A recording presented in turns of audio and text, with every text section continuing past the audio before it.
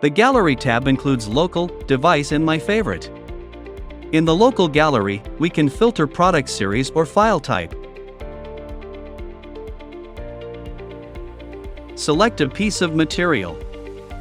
If it's a video, we can choose the playback speed, whether to play sound, share it with one click, favorite it, or download to the phone's album. View the file properties and delete. Return to the gallery interface. We can select a single or multiple materials, or select all, to share, download to the phone's album, or delete. In the device gallery, we can see the materials stored in the currently connected device and also filter the file type. Materials in the device gallery only support downloading, viewing properties, and deleting.